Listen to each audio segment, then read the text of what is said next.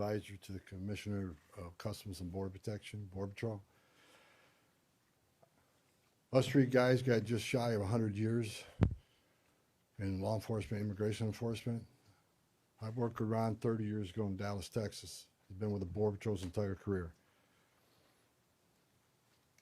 During my press conference last week, I reported I had productive discussions with various state and local officials, including Governor, Attorney General, Mayor Frey, and law enforcement officials about increasing coordination in a lawful way between the county jails and ICE to avoid public safety threats being released back in the community.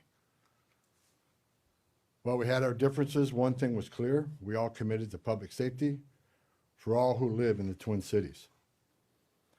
We have made significant progress under the direction of President Trump, working with state and local officials here in Minnesota, and I expect that to increase in the coming weeks. We continue to have discussions. I'll have discussions this afternoon. We currently have an unprecedented number of counties communicating with us now and allowing ICE to take custody of illegal aliens before they hit the streets. Unprecedented cooperation. And I'll say it again. This is efficient, requires only 1 or 2 officers to assume custody of a criminal alien target rather than 8 or 10 officers going into the community and arresting that public safety threat. This frees up more officers to arrest or remove criminal aliens. More officers taking custody of criminal aliens directly from the jails means less officers on the street doing criminal operations. This is smart law enforcement, not less law enforcement. It's safer for the community, safer for the officers, and safer for the alien. This coordination also makes it far more safe for the Twin Cities. Arresting a public safety threat in the safety and security of a jail is the safest thing we could do.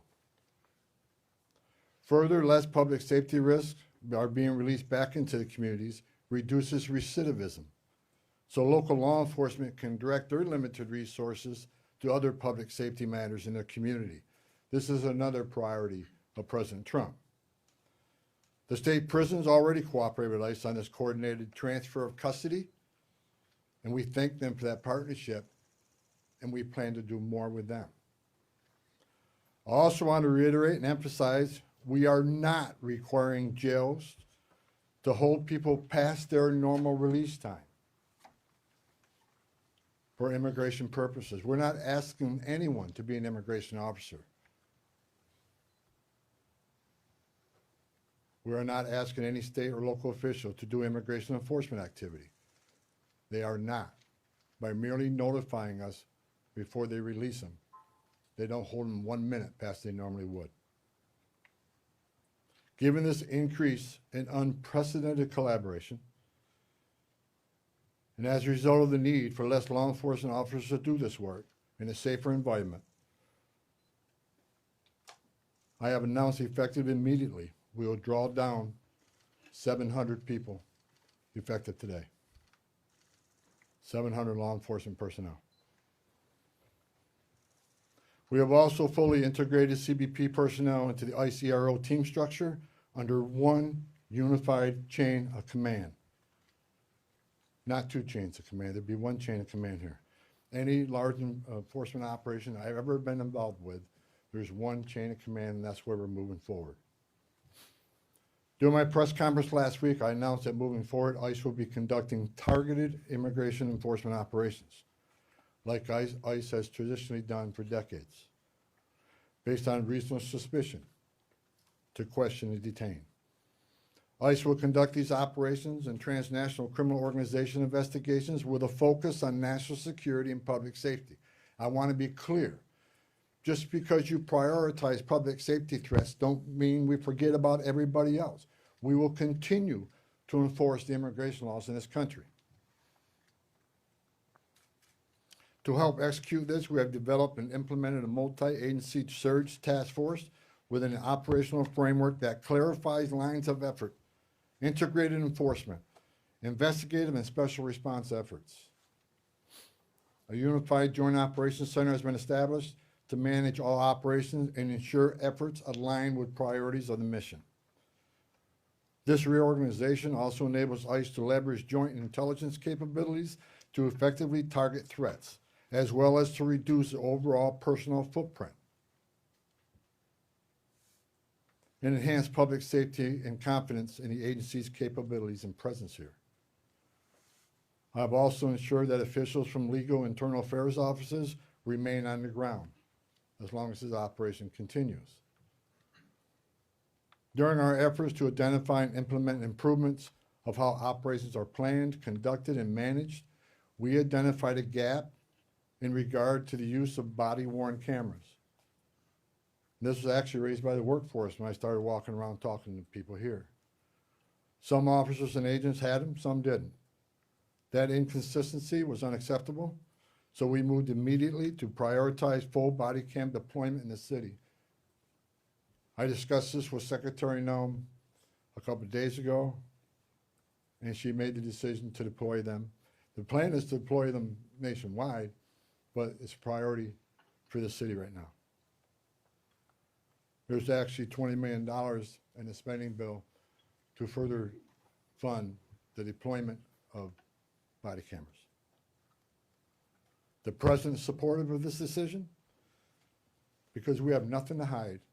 We want to be fully transparent in what we do.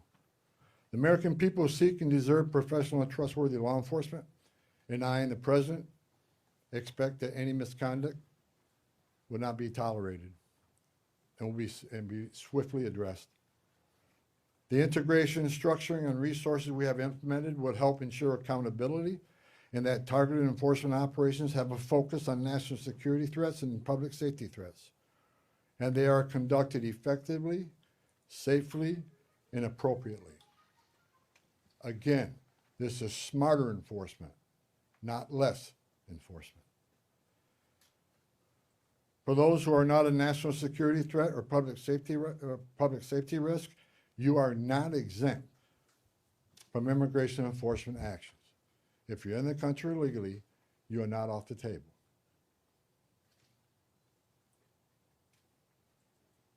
And let me be clear, President Trump fully intends to achieve mass deportations during this administration, and immigration enforcement actions will continue every day throughout this country. President Trump made a promise, and we have not directed otherwise. I heard rumors we have, untrue. Given that many public safety threats on our communities, many of which poured across the border during the Biden administration, it makes sense to prioritize public safety risks right now. Again, prioritization doesn't mean you forget about everybody else. But we have a criminal here, a non-criminal here. The criminal has to be arrested first because they're the biggest threat to the community. My goal with the support of President Trump is to achieve a complete drawdown and end this surge as soon as we can.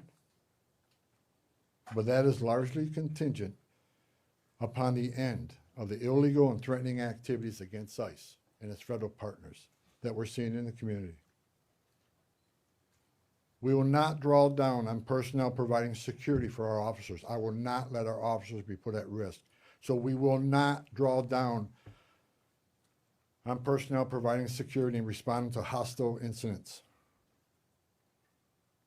until we see a change in what's happening with the lawlessness of the impeding and interfering and assaulting of ICE and Border Patrol officers.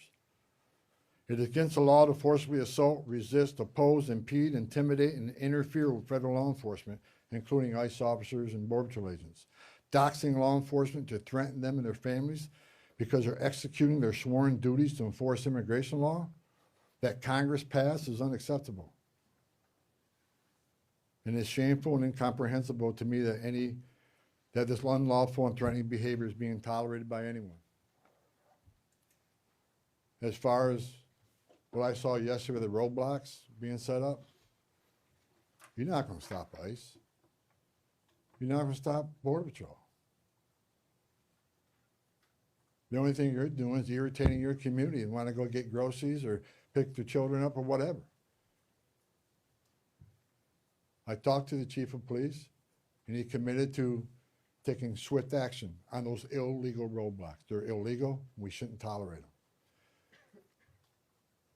Again, a complete drawdown is going to depend on the cooperation, continued cooperation of local and state law enforcement, and the decrease of the violence, the rhetoric, and the attacks against ICE and Border Patrol. The federal law enforcement personnel, ICE and CBP, and other partner agencies are patriots. And they've carried out their duties patriotically, with integrity, with professionalism, and compassion. I've said this many times, these men and women don't hang their heart on the hook when they come to work.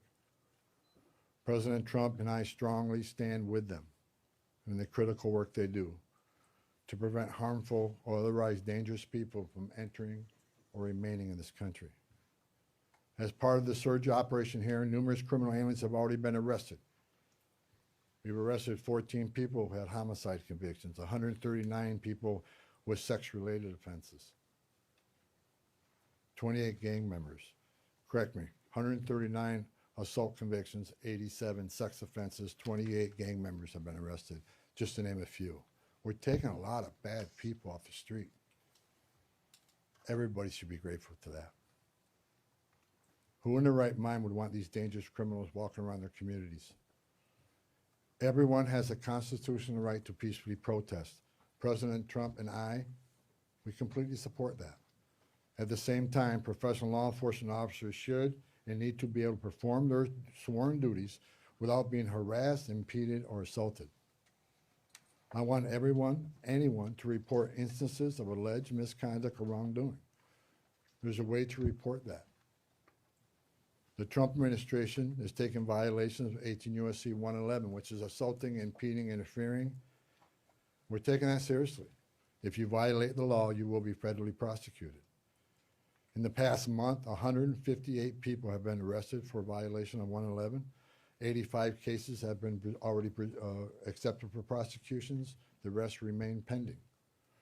We've had 9 indictments of those who raided the church, and additional cases are being worked.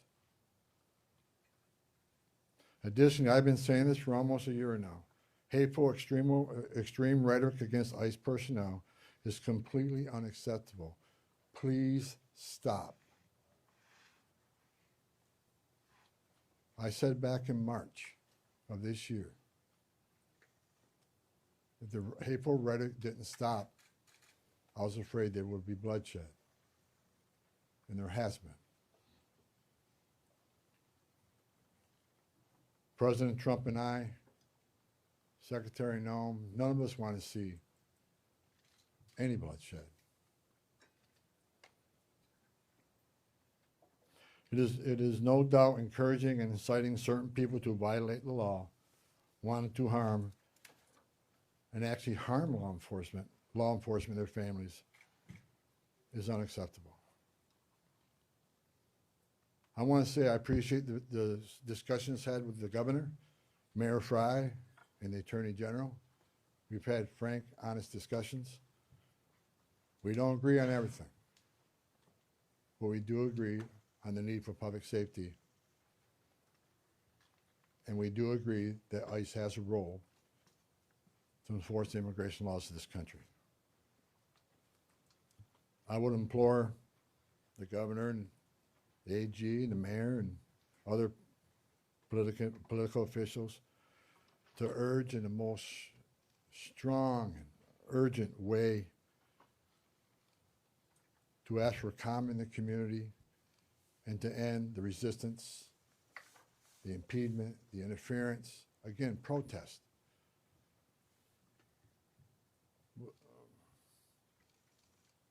But stop impeding, stop interfering, stop violating the law, because we will arrest you. In closing, President Trump and I would like to thank the men and women of ICE, Border Patrol, and other federal agencies on the ground here for your dedication to the oath you swore to enforce the federal laws and promote public safety through the work you do. That hasn't been easy. I know the sacrifices you made. I know the sacrifices your families make. I know your families worry about you every day. I know you've been away from birthdays and anniversaries and holidays. I appreciate every one of you. I wore that green uniform. I love the United States Border Patrol. I was an ICE agent. I know the job you have. I know the tragedies you've seen. The President is with you.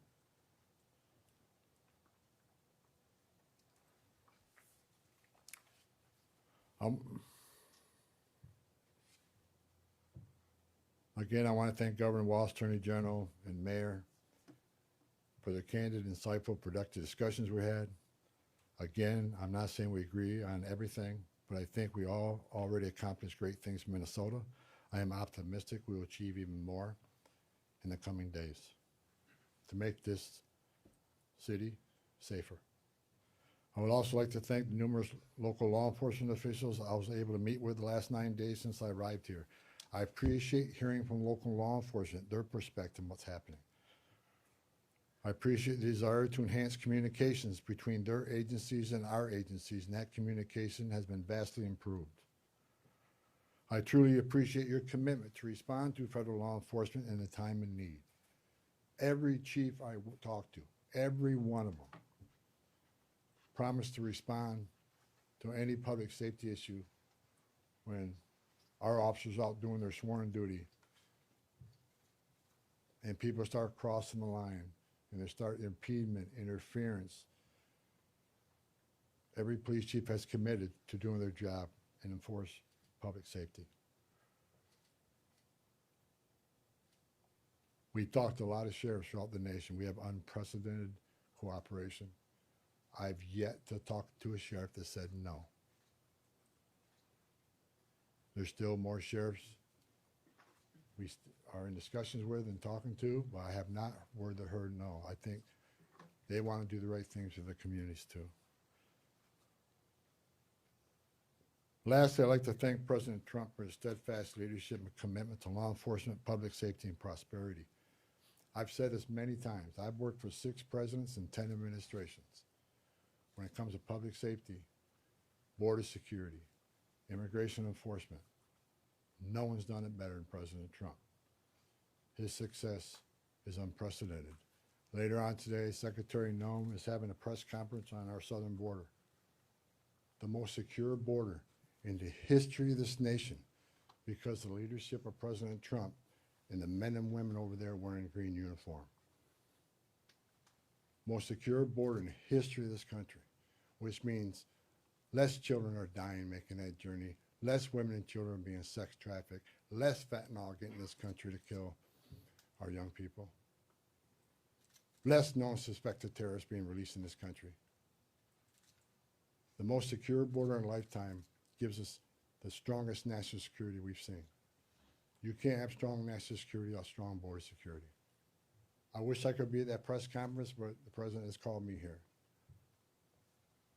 I just had a small part in it. The reason we have the most secure border is because of President Trump's leadership and the men and women wearing the green uniform, which I once wore. I just reported, I was down there with Commissioner Scott, CBP Commissioner Scott, 2 weeks ago. We went through that border in boat, forward drive, and in the air. We toured the border in California, Texas, and Arizona. And I did not see one illegal alien. Think about that. The last 9 months, no one's been released from that border. The most secure border in history of this nation. So God bless the men and women of the Border Patrol. God bless President Trump for his leadership. And God bless the United States of America. And I'll take questions. Sir, you said that you're getting unprecedented cooperation. Where's that coming from? Is it coming from the sheriffs? Have you signed agreements with them? Are Hennepin and Ramsey County part of that? And the 700 officers leaving Minnesota, are they Customs and Border Patrol or ICE or? There's a mix, but that number is based on, number one, the cooperation. Again, rather than having whole teams out looking for a criminal alien was just released, now we have one agent at that jail picking that person up. That and the the operation has been successful on the number of arrests, so the target list is reducing. So with the efficiencies of the jails, with the efficiencies of the prison system working with us, and the target list decreasing, we had a whole team looking at what makes sense without risking officer safety and the security teams, and that number is 700. Look, we want to get back to the original footprint, the Minnesota footprint of what ICE officers looked like before this operation, plus the additional hires through the big, beautiful bill. A lot of these people, you got agents here from LA, New York, and Portland, there's problems there too. So we want to get people back to their home stations and enforce immigration laws in those areas. But the vast majority of sheriffs, there's only a few that we're still in consultation with, but this is unprecedented cooperation. So again, I want to thank, the sheriffs, the governor, and the AG. I think we're in a lot better place than we've ever been in. We never had this kind of cooperation at this level, and I'm not leaving until we get all done. But I'm happy to say I'm extremely pleased with the leadership team and their outreach to the sheriffs, to the state, to the chiefs. I've talked to many of them. I didn't talk to all of them, but I plan on talking to every one of them before I leave and thanking them for their cooperation. Are you getting cooperation from Hennepin and No Ramsey? follow-ups right here, go ahead. With everything that you've mentioned here right now, do you think this operation was a success here in Minnesota? Yeah, I think I just listed a bunch of people we took off the streets of the Twin Cities. So I think it was very effective as far as public safety goes. Was it a perfect operation? No. No. And I just told you, we created one unified chain of command, make sure everybody's on the same page, make sure we're deconflicting targets, and making sure we follow the rules. And I'm not saying anybody, I don't think anybody purposely didn't do something they should have done. I'm saying that I brought a different set of eyes on this. I've done this for a long time. We made this operation more streamlined, and we established a unified chain of command. So everybody knows what everybody's doing. And not that it wasn't current before, but we approved upon that. So in target enforcement operations, we go out there, there needs to be a plan. And I want to make sure everybody has a plan. But I'm not going to sit and point finger at anybody that they failed. It was a great operation. We took a lot of public safety threats off the street. Right here. Can I ask a quick numerical, just clarification, and then get to my main question, please? So 700 leaving effective immediately. How many will that leave here once that group is out? Right around 2,000. And what is the pre-operation footprint? Well, 150, 150. 150 is normal. Well, we got to remember now, we got special agents on detail here doing the fraud investigation. They're not going anywhere. They're going to finish their job. I'm talking about immigration enforcement efforts. Understood. So then my main question, we've talked to people who say they're protesting not the arrests of people with criminal backgrounds, but things like broad ICE patrols, random citizenship checks of people of color, and the detainment but no charges of U.S. citizens. So have you committed or will you commit to officers on the ground here ceasing those actions? What I have made clear, we're doing targeted enforcement operation. When we leave this building, we know who we're looking for, where we're most likely to find them, what their immigration record is, what their criminal record is. But as we continue to be forced in the communities, when we go to arrest that criminal target, if we find an illegal alien there, they're coming. We're not going to turn a blind eye to illegal immigration. That's why this partnership and this coordination is so important. We'd much rather work in the safety and security of jail. Look, I go to bed every night wondering if every one of our officers go home safely. I also am concerned that every person we're looking for is taken into custody safely. The best way to do that is to have a target enforcement operation, a well-planned operation. This is the way we've done it for decades. So should we expect to see no more of that? Pardon me? Should we expect to see no more of those citizenship checks? I have directed target enforcement operations, and we'll hold our officers to the highest standards. These are professionals. Again, I wish every one of you could put that gun on your hip, put that Kevlar vest on, go out there and put up where they put up with. Considering the hate, the rhetoric, the attacks, I think they performed remarkably, and I'm proud of them. We came here, President Trump sent me here.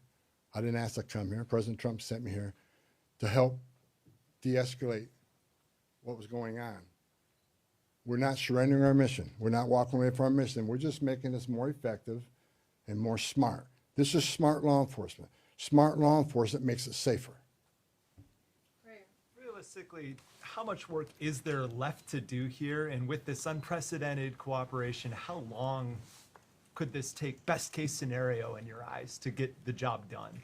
Look, I said it. We want to get out. We want to get back to the normal operational footprint here, but that depends on the people out there putting up illegal roadblocks. That depends on people that want to intimidate and interfere and put hands on ICE officers. Tone down the rhetoric.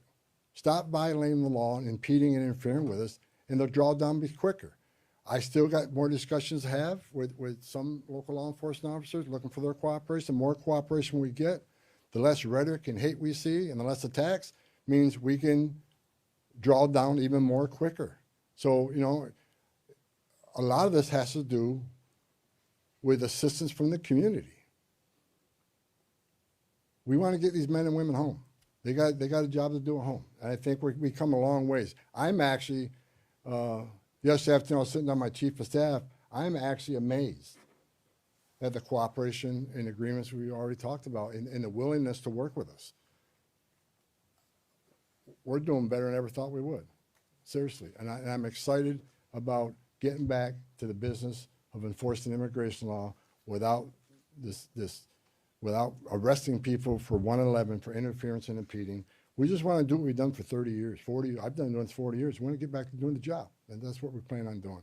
And we're not. I want to keep this because I keep hearing it and hearing it and hearing it. We're not surrendering the president's mission on a mass deportation operation. If you're in the country illegally, if we find you, we'll deport you. But this is about target enforcement operation, and that's what we're going to be doing. Last question, go ahead. You've been talking about these filter blockades. People, just regular people, protesters are checking IDs, they're running people's plates, and they're not letting people who they think are ICE agents through. But we've seen Minneapolis Police Department roll by and ask these protesters, are they doing okay? And they let these things stay up for extended periods of time. What do you make of MPD's lack of action on this matter? When I was away to wear the roadblock shifts, I called the chief of police, and he went and disbanded them after I got off the phone with him. He has promised to take enforcement action. It's illegal. You can't do that. And again, a message to those folks, what are you doing? You really think you're going to stop an ICE and CBP from doing the job? It's a joke. Only people you're hurting is your own community who wants to go and get groceries, pick up the dry cleaning, or go to work, whatever. You're just hindering them. Stop. Stop.